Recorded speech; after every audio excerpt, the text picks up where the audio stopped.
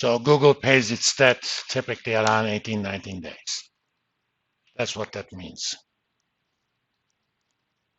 Let's see the same numbers for Microsoft and before.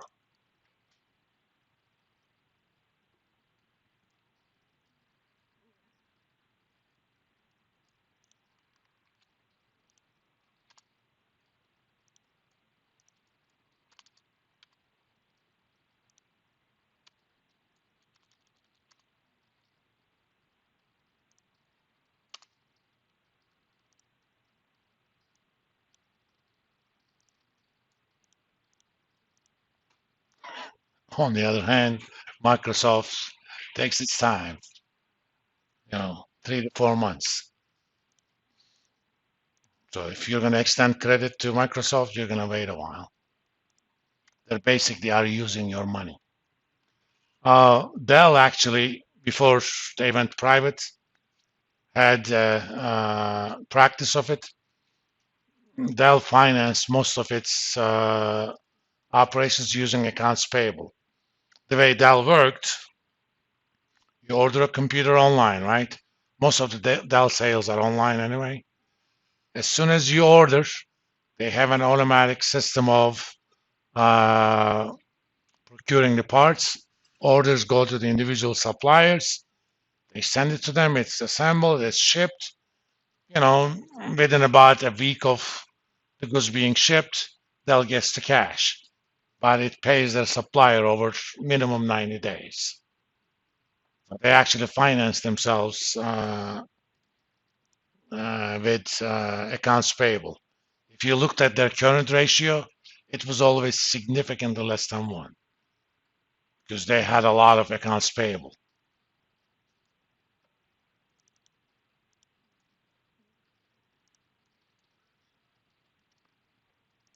And we're going to also add uh, generic number, total asset turnover,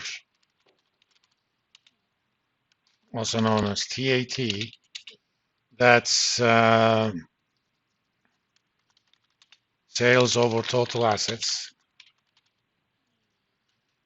This is basically for each dollar of asset, how many dollar of sales do you generate? That's what that means. There is a related number. It's called capital intensity ratio.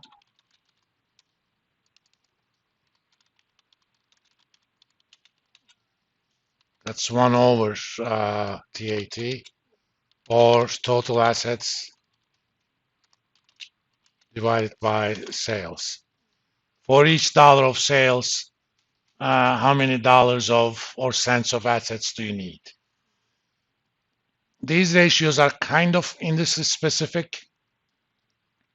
For retail, TAT tends to be pretty high.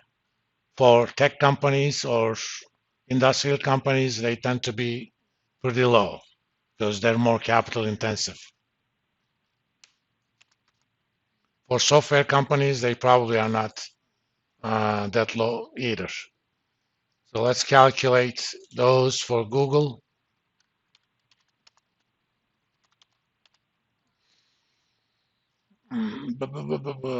Sales. I have that numbers.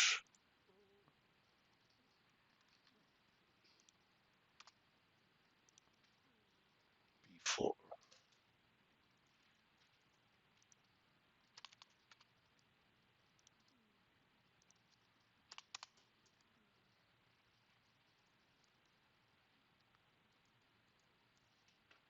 Where are you? Total assets.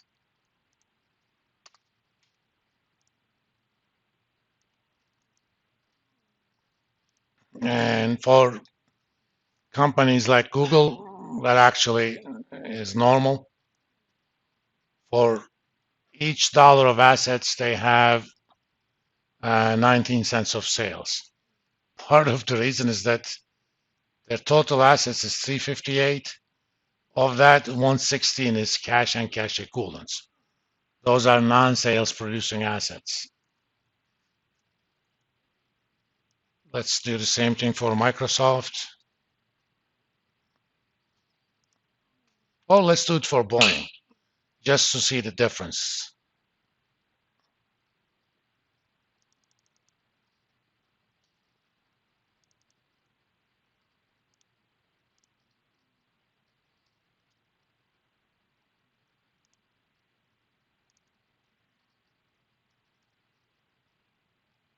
Where did you calculate them? Okay, let's do it here.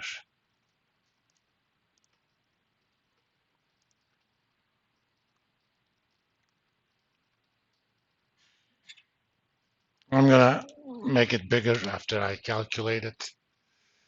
Sales.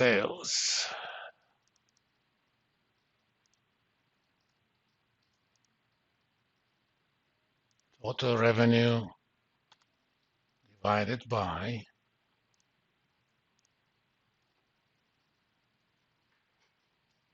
total assets.